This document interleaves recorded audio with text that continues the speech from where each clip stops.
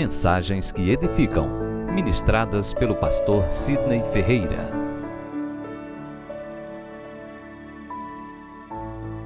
Bem, amados, enfim, chegamos ao fim do ano. Finalmente, estamos prestes a ver as cortinas do ano de 2014 se fecharem. É o findar de um ano, preste ao início de um novo ano, onde estaremos também contemplando as cortinas de um novo ano se abrindo. E hoje, especificamente, o último domingo do ano de 2014, e eu gostaria de trazer uma palavra e uma mensagem bem apropriada ao momento em que nós vivemos, a situação que também nos envolve, porque é muito comum em todo fim de ano fazermos uma retrospectiva, uma inspeção, uma introspecção, uma prospecção de tudo que vivemos. E eu espero aproveitar esse ensejo, onde todos aqui estão muito bem reflexivos, colocando seus dias e meses que passaram na balança, para saber o que valeu e o que não valeu a pena.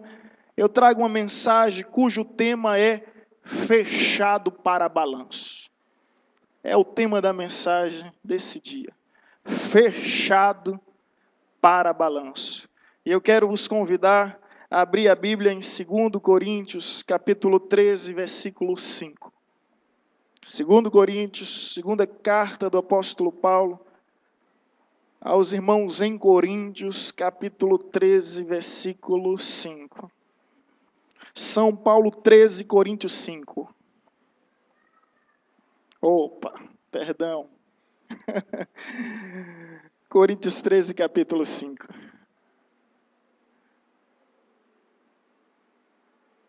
Amém? Se teve um São Paulino aqui, se tem um São Paulino aqui, perdeu uma grande oportunidade da glória a Deus. Porque São Paulo 13, Coríntios 5, eu acho que isso nunca vai acontecer. 2 Coríntios 13, versículo 5. Todos encontraram? Assim está escrito: examinai-vos a vós mesmos se realmente estáis na fé.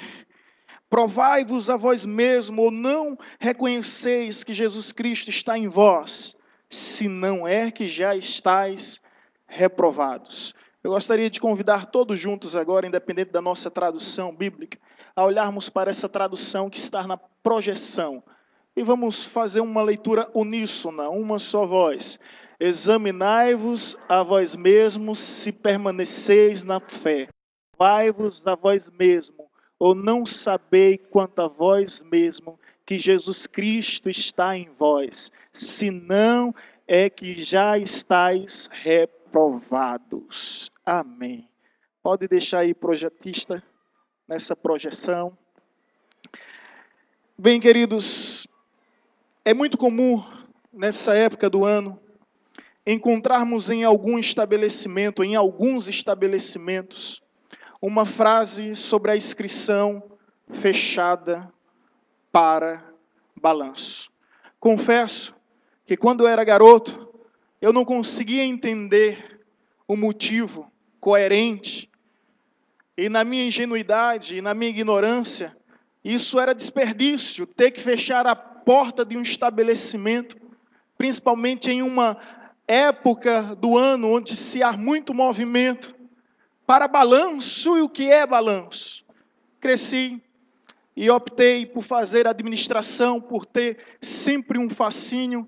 É uma das minhas graduações, a administração, e tive um professor muito capacitado, muito culto, e ele sempre dizia algo interessante: toda empresa, toda instituição, todo estabelecimento e entidade que se preze, ela faz um balanço. E logo entendi que é necessário, às vezes, fechar as portas por um dia, para não ser preciso fechar as portas pela vida toda. E é por essa razão que as empresas optam, as grandes empresas optam em fechar as portas por um dia, para não correr o risco de manter as portas fechadas por toda a sua vida. Agora, eu e você somos empresários, nós temos uma empresa, nós temos um patrimônio, que é a nossa vida. E a pergunta que eu te faço é: como você está administrando? Eu chego a uma conclusão, que precisamos de um balanço. Mas pastor, o que é um balanço? Na linguagem da administração, balanço é um exame contábil, onde vai avaliar e averiguar a vida econômica e financeira de uma empresa, levando em consideração o seu patrimônio, o seu investimento, o seu rendimento, sua renda, os prolabores, levando em consideração os ganhos, as percas, os lucros, os custos, as despesas, tudo isso levando em consideração. Tendo em vista que você é empresário da sua vida, que é o seu maior patrimônio, eu quero te chamar agora, nessa hora, para fazer um balanço espiritual, averiguar toda a sua vida, analisar durante esse ano, principalmente, quais foram os seus ganhos, quais foram suas percas, quais foram os lucros e as despesas, quais foram os investimentos e os desperdícios. O apóstolo Paulo, ele convoca os cristãos em Coríntios a serem capazes de olharem para si mesmo e fazer um balanço espiritual. E um balanço espiritual é extremamente necessário, irmãos, porque se não tivermos a capacidade de regularmente analisar a nossa vida, nós vamos perder a nossa vida. É por isso que as empresas fazem balanço. É por isso que os nossos veículos precisam de uma revisão e de uma vistoria. É por isso que ocasionalmente precisamos fazer um check-up. E às vezes aqui e acolá ouvimos uma pessoa resmungando, dizendo: minha empresa chegou à falência. Eu fui à procura de um consultor, de um administrador, e ele me disse: se você tivesse me procurado antes, mas agora é tarde demais. Da mesma forma é quando o nosso veículo a gente vai protelando, procrastinando para uma época futura, e quando chega até um mecânico, ele vai avaliar e vai dizer: se você tivesse me procurado antes, o problema era pequeno, agora o problema é grande, o custo é alto, e talvez o seu carro seja até condenado. Pior se torna quando a gente procura o médico e se depara diante de um diagnóstico, onde eu já ouvi tanto esse comentário, onde os médicos dizem: se você tivesse nos procurado antes, para o seu caso teria solução, mas você se encontra em estado terminal. Por que isso acontece? Pela falta de disposição de avaliar e reavaliar a nossa vida. E fico pensando quão difícil é isso. Porque o apóstolo Paulo, ele começa exortando todo o povo da igreja de Coríntios, mas no final dessa carta você pode perceber que estamos exatamente no último capítulo. Ele disse: avaliai-vos a vós mesmos. Agora vamos parar de olhar ao nosso redor e olhar para nós mesmos. Nós mesmos. Sermos capazes de olhar no espelho, sem a síndrome de Narciso, que acha tudo que é feio, aquilo que não é espelho. Ser capaz de analisar a nossa vida, de nos despir diante de nós mesmos e procurar averiguar as nossas virtudes, os nossos defeitos, as nossas falhas, os nossos acertos, aquilo que há de bom e aquilo que há de ruim. É por isso, irmãos, que o apóstolo Paulo ele usa dois termos que chamam a minha atenção bastante. O primeiro ele diz, pode acompanhar comigo, examinai-vos. E o segundo ele diz, provai-vos. O que isso significa? Examinar significa uma autoanálise, mas provar significa um autojulgamento. Pela análise eu identifico, mas pelo julgamento eu preciso decidir, podar tudo aquilo que há em mim, que não está crescendo de uma forma adequada. Então examinai-vos e provai-vos. Já vos dei o ponto, ou melhor, já vos dei o tema da mensagem e agora vos dei o ponto também. Então a primeira lição é examinai-vos. Na Grécia Antiga, no período dos filósofos Sócrates, Platão e Aristóteles, havia o oráculo de Delfos. E nesse oráculo estava escrito: conhece-te a ti mesmo. E essa é a máxima de toda a filosofia, porque os homens agora procuravam conhecer a si mesmo. É por isso que o apóstolo Paulo, em 1 Coríntios 11, 28, ele diz: examinai-vos a vós mesmo. Olha, querido, presta bem atenção. Não é examinar o próximo, não é examinar o vizinho, não é examinar o colega do ministério, não é examinar o irmão, é examinar a si mesmo. Auguste Cury, um ex-ateu convertido ao cristianismo, ele é um psiquiatra, ele analisou as mentes humanas e ele se fascinou pela vida de Cristo Jesus, se impressionou de tal forma que se converteu. E há uma frase interessante dele que ele diz: o homem conseguiu chegar ao nível de ser capaz de viajar pela imensidão dos céus e de navegar sobre as profundezas do oceano, mas não consegue viajar para dentro de si mesmo, olhar para si mesmo.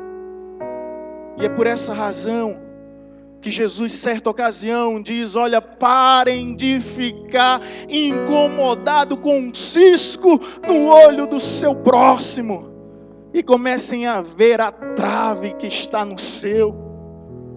Você sabe o que é um cisco? Um farelozinho de poeira que incomoda, mas é imperceptível a 1 metro. Agora você sabe o que é uma trave? É um tamanho de uma madeira enorme, de 1 metro. Se eu tivesse com uma trave em uma mão e um cisco em outra, vocês não iam ver o cisco, mas logo ia ver uma trave. E o que Jesus está dizendo é que o cisco nos olhos dos outros nos incomoda, enquanto a trave nos nossos olhos não nos incomoda. Por que isso? Porque somos incapazes de examinar a nossa própria vida. Mas hoje, nessa hora e nesse lugar, somos desafiados por Deus para olhar para o nosso mundo, olhar para o nosso universo de uma forma autêntica, de uma forma sincera, de uma forma franca, para sermos salvos em Cristo Jesus. Amém? Meus irmãos, é que nós temos 2 pesos e 2 medidas ao julgarmos. Quer ver uma coisa? Quando julgamos os erros, quando julgamos os nossos erros, julgamos da seguinte forma: foi apenas um deslize do caminho. Mas quando julgamos o erro do próximo, foi um desvio do caminho. Consegue compreender a diferença? Deslize no caminho e um desvio do caminho. Quando julgamos as falhas, quando é as nossas falhas, nós julgamos da seguinte forma: é uma limitação da minha natureza. Mas quando é o próximo, a gente julga da seguinte forma: é uma imperfeição da sua natureza. Consegue discernir a diferença? Uma limitação versus uma imperfeição. Quando julgamos o caráter de uma pessoa, quando o termo é um caráter e o nosso caráter, nós falamos o seguinte: foi uma falha de caráter que eu tive. Mas quando é o outro, foi uma falta de caráter. Consegue entender? Porque a nossa oração, quando se trata de julgamento, é: Senhor, quanto a mim eu clamo misericórdia, mas quanto ao outro, eu oro para que haja juízo. Juízo nele, Jeová. É triste, mas enfim, é a realidade. E aqui somos convidados por Deus para examinar. É fim de ano, sim. E eu sei que de alguma forma a gente passa por esse balanço espiritual e começa a pensar o que foi proveitoso, o que foi produtivo, o que é que realmente valeu a pena. E a Bíblia diz: examinai-vos, não ao próximo, não aquele que está ao seu lado, examinai-vos a vós mesmo, examina-te a ti mesmo. E o texto vai nos dizer que há uma razão para nos examinarmos. Sabe qual é, irmãos? Examinai-vos para saberdes se ainda permaneceis na fé. Quando eu me examino, eu devo me examinar na cosmovisão, na ótica de que, será que eu estou na fé? Ou será que eu estou na farsa? Ou minha vida é de uma disfarça? Será que eu realmente estou na fé? E o apóstolo Paulo diz isso porque em muitas ocasiões ele diz o nome de personagens que naufragaram na fé, tiveram entre nós, andaram conosco, falaram conosco, mas hoje já se encontram em nosso meio. Por quê? Não permanecem na fé. O inimigo veio, tragou, devorou. E eu não sei quanto a você, mas eu me preocupo bastante com isso. Por isso, torna-se necessário examinar-nos. Será que nós estamos na fé genuína? Na fé que o apóstolo Paulo diz a Timóteo: vivei uma fé não fingida. Será que nós estamos nessa fé? Sabe por que eu digo isso, irmãos? Porque a procissão de cristão que vai estar diante de Jesus e vai ouvir dos seus lábios dizendo: apartai-vos de mim, porque eu nunca vos conheci, é grande. É grande. Eu quero te lembrar de uma passagem bíblica onde Jesus diz o seguinte: que no julgamento final muitas pessoas vão aparecer diante dele dizendo: eu falei línguas em teu nome, curei em teu nome, expulsei demônio em teu nome. Sabe o que é que Jesus vai dizer? Apartai-vos de mim, porque eu nunca vos conheci. A procissão é grande, e a procissão é de crente, não é de ímpio. É de crente, não é de ateu, nem de perverso, é de pessoas que estiverem em nosso meio. Por isso, examinai-vos a vós mesmos, porque não significa, ou melhor, usar o nome de Jesus não significa permanecer em Jesus. Eu falo por mim mesmo, ou melhor, para mim mesmo. Amém, irmãos? Não sei se isso, não sei qual o impacto e o efeito que isso causa no teu coração, mas em mim, eu me estremeço, eu temo e tremo. Eu disse: meu Deus, uma procissão de crente que o Senhor vai dizer: apartai-vos de mim, que eu nunca vos conheci. Ou seja, estão usando o nome de Jesus, mas não tem autorização, mas não tem relacionamento, mas não tem conhecimento diante de Deus, com Deus. Por isso, examinai-vos a vós mesmos, para saber de se permaneceis ainda na fé. Examinar, como já foi dito, é uma análise, é uma autoanálise. Analise a sua vida agora juntamente comigo.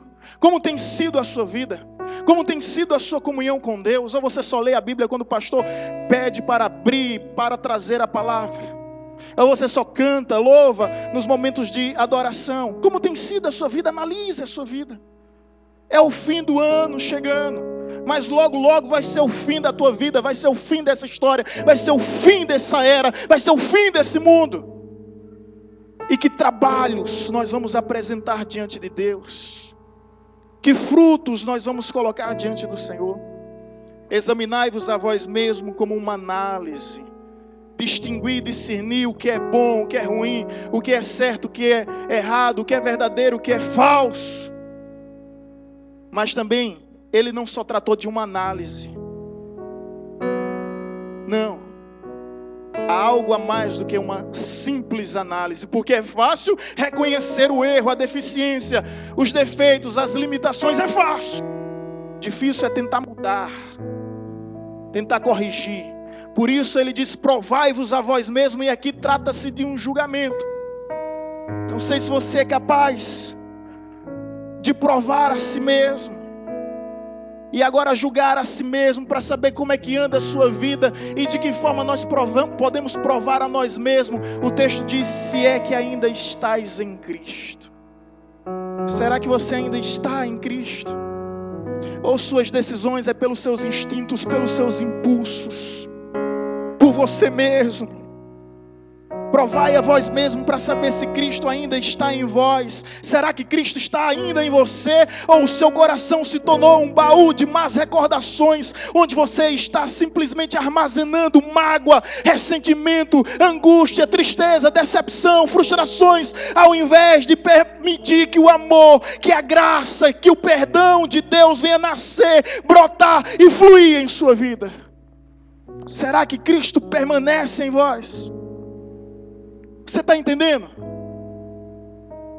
Porque, meus irmãos, quando a gente começa a ser guiado pelas obras da carne, ao invés do fruto dos Espíritos, eu digo uma coisa e enfatizo cada sílaba das palavras que hei de citar: Cristo já não está mais em nós. E quer saber como se conhece uma pessoa? Não sou eu que estou inventando, eu estou apenas recitando o que está escrito, sobre a autoridade de quem escreveu. Se conhece uma árvore pelos seus frutos. Não pode uma árvore boa produzir frutos ruins, e uma árvore ruim produzir frutos bons. É por isso que a Bíblia diz que da mesma fonte não pode jorrar dois tipos de águas: ou ela jorra água doce, ou joga água amarga. Agora eu pergunto a você: que tipo de árvore você é e que tipo de fonte você é? Os irmãos estão entendendo? Eu posso ouvir um amém? Provai-vos a vós mesmos. Sermos capazes de provar a nossa vida para sermos aprovados, conforme está em 2 Timóteo 2,15. Procura apresentar-te diante de Deus como obreiro aprovado. É esse o chamado para a minha vida, para a tua vida, para a nossa vida.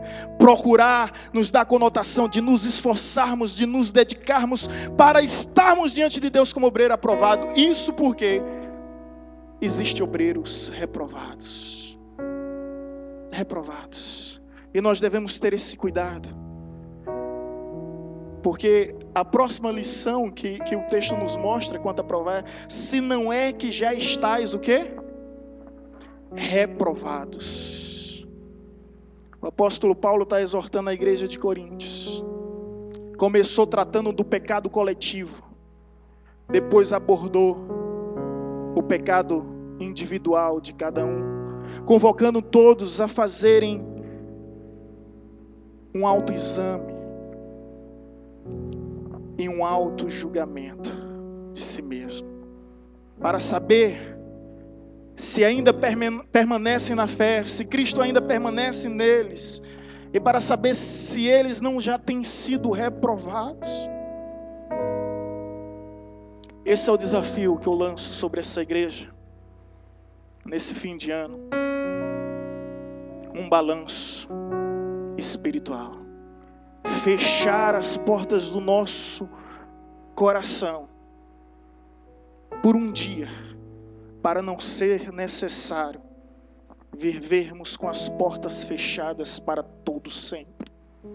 Parar com tudo que nós estamos fazendo, para que o ativismo religioso não nos consuma, e refletir sobre a nossa motivação, sobre as nossas intenções. Deixa eu lhe contar uma história. Eu vi certa feita uma ilustração de um sábio senhor que sempre ao pôr do sol ele pegava o seu neto, ia para a entrada de uma cidade, de um pequeno município, um vilarejo na realidade, e ficava contando história para o seu neto. De repente ele avista a determinada distância 2 homens vindo ao seu caminho. O primeiro chega e pergunta: meu senhor, eu gostaria de fazer uma pergunta. Pois não, diga. Como é essa cidade? E aquele sábio senhor olha para ele e diz: da onde é que você vem? Como é lá? Ah, lá as pessoas são ignorantes, são desonestas, as pessoas lá são traiçoeiras, falam uma das outras, ninguém quer compromisso com nada, as pessoas gostam muito de farra. O Senhor interrompeu e disse: essa cidade é da mesma forma. E ele seguiu o seu caminho, procurando uma outra cidade. Depois de questões de minutos, chega o outro viajante e pergunta: meu senhor, eu gostaria de saber como é a sua cidade. E ele pergunta: como é a cidade da onde você vem? Ah, lá as pessoas são doces, são meigas, são honestas, são caridosas, são anfitriãs, são maravilhosas, mas por questões profissionais eu estou procurando essa cidade, outra cidade. Ele olha para aquele homem, o Senhor, e diz: essa cidade é da mesma forma. E o homem decide entrar nessa cidade. Quando os dois se afastam, o seu neto olha para ele e diz: vô, eu não consegui entender nada. Eu admiro tanto a sua honestidade e a sua justiça. E de repente, o Senhor deu a mesma resposta para ambos que tinham a mesma pergunta, mas percepções diferentes. Com muita paciência, ele olhou para aquele garoto e disse: meu filho, todos nós encontramos aquilo que nós carregamos.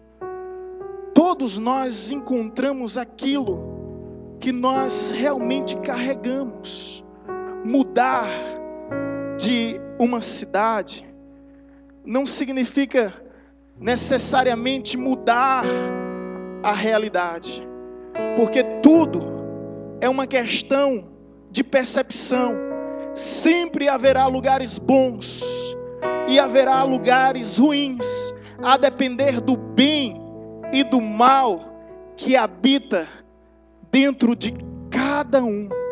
Mudar de lugar não vai mudar a percepção que eu tenho do outro e que os outros têm de mim. Eu falei a verdade em todo o tempo. A questão aqui não é a realidade, mas a percepção. Eu quero te perguntar: como é a sua igreja? Como é a sua igreja? Como é a sua igreja?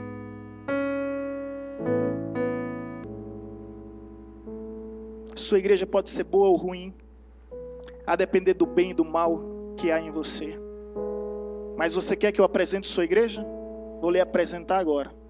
Sabe quem é a sua igreja? Você. Ei, psiu, bonitão, bonitona. Você é a sua igreja. E agora eu quero te convidar para analisar a sua igreja, aproveitando o ensejo do fim de ano. Se todos esse ano de 2014, se toda a igreja orou no ano de 2014 como você orou, como é a sua igreja? Se todos contribuíram e cooperaram como você contribuiu e cooperou através dos dízimos e das ofertas, como é a sua igreja? Se todos louvaram, adoraram, se entregaram completamente à atmosfera de unção nesse lugar, como é a sua igreja? Se todos fizeram isso, obviamente, como você. Se todos frequentam os cultos na mesma intensidade, na mesma assiduidade que você frequenta, a pergunta é: como é a sua igreja? Os irmãos estão entendendo? Eu posso ouvir um amém? Será que somos capazes de olhar para nós e descobrir que a solução e o problema está em nós? Que você é realmente a igreja. Se a igreja está firme, se a igreja está fraca, se a igreja está avivada, se a igreja tem unção ou não, avalie a partir de você mesmo. E pergunto: qual a diferença que você tem feito para que a história seja diferente? Um dia perguntaram a Moody, o grande evangelista que teve na nossa história: Moody, qual é a culpa do mundo estar dessa forma? Sabe qual foi a resposta de Moody? A culpa é minha. A culpa é minha. Isso é interessante, que não me economiza até de palavras, não precisa nem explicar. A culpa é minha. Ele assume a sua responsabilidade diante de Deus, reconhecendo a sua parcela de culpa, para que a história possa ser, através da sua vida, diferente.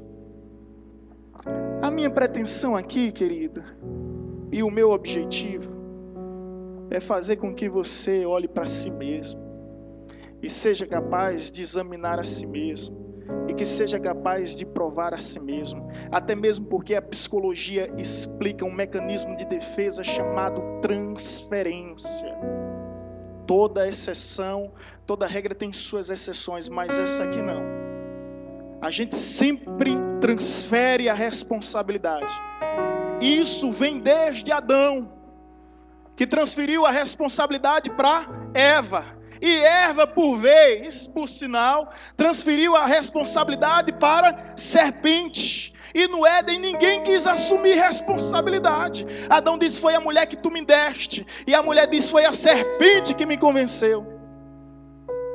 Todo mundo é santo nessa história, né? O mecanismo de defesa, chamado transferência pela psicologia, é: um péssimo filho, ele sempre vai colocar a culpa nos pais e na família. Um péssimo aluno sempre vai colocar a culpa nos professores e na instituição escolar. Um péssimo funcionário sempre vai colocar a culpa no patrão e a culpa na empresa. Um péssimo membro sempre vai colocar a culpa na igreja e a culpa na liderança. É ou não é ou não é? Estou certo ou estou errado? Posso ouvir um amém? Oh, glória. Está dolorido, mas está saindo. Está doloroso, mas está saindo. Enfim, esse é o balanço espiritual que nós precisamos fazer. Como está a nossa vida? Parar e nos desconectar com tudo que está ao nosso redor, antes que seja tarde demais. Com amor e por amor, ciente de toda a minha responsabilidade diante de Deus, é que venho aqui aproveitar o último domingo do ano para lançar esse desafio. Fechados para o balanço espiritual. Como está a sua vida espiritual? Quais têm sido os lucros e os prejuízos, os ganhos e as perdas? É interessante que Davi é conhecido como o homem segundo o coração de Deus. Se você analisar comigo, Davi pecou muito mais do que Saul, mas Deus escolheu Davi. Sabe por quê? Porque uma das virtudes que Davi tinha era olhar para si mesmo, era viajar para dentro de si mesmo. Quando Natan confrontou Davi, sabe o que foi que ele disse? Realmente pequei contra os céus e contra a terra, já não sou digno de estar no trono. Examinar a si mesmo. E esse mesmo Davi, ele chega a compor um dos salmos mais belos de todas as escrituras sagradas. Salmo que se tornou tema de canção, estrofe de canção, harmonia de canção, que se tornou letra de canção. Sonda-me, Senhor, e me conheces. Vê se há em mim algum caminho mau e guia-me pelo caminho verdadeiro. Senhor, tu me sondas e me conheces, sabes quando me assento e quando me levanto. De longe penetra os meus pensamentos, esquadrilha o meu andar e o meu deitar, e conhece todos os meus caminhos. Tal conhecimento é sobremodo elevado, não posso atingir. Para onde subirei? Se suba aos céus, lá está. Se faça a minha cama no mais profundo abismo, lá estás também. Se toma as asas da alvorada e me detém aos confins dos mares, ainda lá a tua destra haverá de me guiar. Para onde fugirei do teu espírito? Para onde me ausentarei da tua face? Pois de uma forma assombrosa tu me criaste, no seio da minha mãe tu me teceste. Visto que maravilhoso fui aos teus olhos, sonda-me, ó Deus, e vê se há em mim algum caminho mau. Prova-me, ó Deus, e vê se há em mim algum caminho mau, e guia-me pelo caminho eterno. Eu quero te convidar a se colocar em pé em nome de Jesus.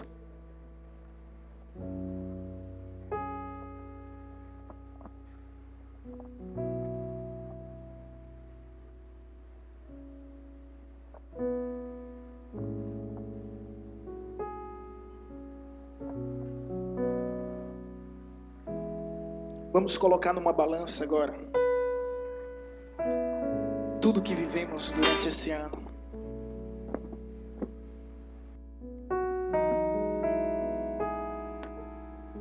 Para que o próximo ano possa ser de alguma forma diferente. Se esse ano já foi bom, eu quero profetizar que o próximo ano será ainda melhor. E se esse ano não foi tão bom assim, eu quero também profetizar que o ano ainda não acabou. E que Deus pode te surpreender ainda no último dia, na última hora, no último segundo. Antes do romper, antes da virada, Deus pode te surpreender. Basta uma só palavra sua ser liberada e a nossa história já não será mais a mesma.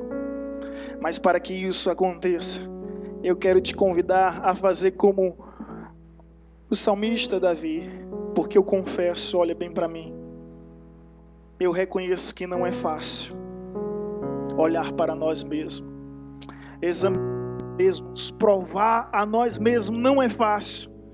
É mais fácil e conveniente olhar o cisco no olho daquele que está a quilômetros de distância, do que se deparar com a trave que existe em nossos olhos. É mais conveniente, é verdade, mas eu entendo, mediante a palavra e a revelação e iluminação da palavra, que nós podemos sim, rever e reavaliar tudo que somos, tudo que temos, tudo que fazemos, de crescermos, progredirmos e evoluirmos como gente, como pessoa, como ser humano, ao ponto das pessoas olharem para nós e dizerem: olha, eu vejo Deus através de sua vida, das suas atitudes, dos seus comportamentos, através das suas palavras, dos seus dons, do seu talento. Eu creio sim que isso é possível, mas creio também que só é possível a partir do momento que temos a humildade de dizer: Senhor, sonda-me e prova-me, ver se há em mim algum caminho mau e guia-me pelos teus caminhos, pelos caminhos que são eternos, porque não quero trilhar sobre os atalhos dessa vida que nos conduz ao abismo. Eu quero caminhar na vereda da vida que gera paz e alegria mediante a certeza da salvação. Amém? Deu para fechar aí as portas para o balanço? Para o balanço? Deu para fechar? Fechado para balanço espiritual. Se preocupe não. Você fechou uma vez para nunca mais, ou melhor, para não precisar fechar para todo sempre. E tenho certeza que quando você abrir as portas novamente, você abrirá com mais experiência, com mais habilidade, com mais conhecimento, se tratando da vida espiritual, com mais graça, com mais unção, com mais poder, com mais autoridade. Examine o homem a si mesmo. É isso que devemos fazer nessa hora, nesse momento. Coloca a mão no teu coração.